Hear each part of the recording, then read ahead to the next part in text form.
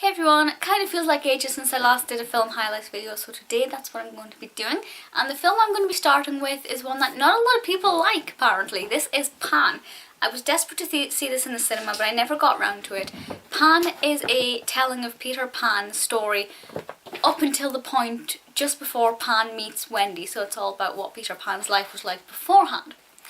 And it's actually very good, it's very creative. Now, being a fan of J.M. Barrie, I was worried that they were going to butcher this story, but because it doesn't actually deal with the story of Peter and Wendy, it's great. Visually it is stunning, and the story is quite heart-racing. I think it's very well acted, there are a lot of bright colours, visually it's so captivating, and you know, so many people put me off watching it because they said it was rubbish, so I've only just recently seen it.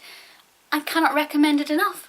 Sinister II. I don't think Sinister II is as good as the first Sinister film, but I think it involves the children a lot more in a much darker aspect. So I think it depends on what you're naturally scared of and what you get out of this, but I think the way the story develops is brilliant. I think the use of our male character in this works very well, and I would definitely recommend it, but do definitely watch Sinister, the first film, before you watch this one. I think it's nice to have that sequence and the dead children aspect who keep coming forward.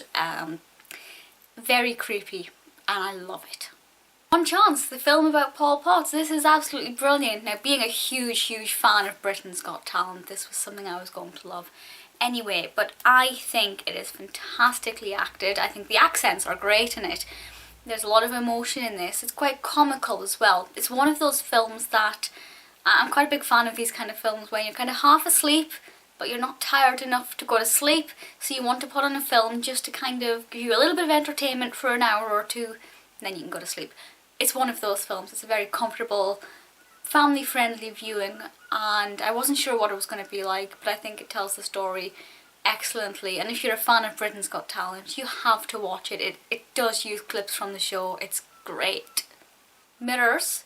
It's a very creepy one. Obviously the main fear factor here is the mirror. What's on the other side of the mirror? How can the mirror control us? Covering up all the mirrors is almost impossible, and does it even make a difference? Creepy. I'm not going to say any more about it, but if you're into unknown beings and manipulation of the human mind and things like that, I think you're going to love it. And there are a few characters in this who I wasn't sure what was going to happen with them, but once we got to know the character, they took some interesting turns, and the ending, just the last kind of 10 seconds, brilliant, exquisite, loved it. I think my necklace was falling off for like the entire video. So there we have quite a small batch of film highlights. I did also mention some films that I've been loving in my latest favourites video, and basically my biggest favourite at the moment is the beautiful, gorgeous, spectacular Angelina Jolie. Very addicted to her films just now, still buzzing over Girl Interrupted, and I keep watching clips online on YouTube and things, and I can't get enough of it. But yeah, so thank you for watching this video. Any suggestions for any others, let me know, and I will speak to you all soon. Bye!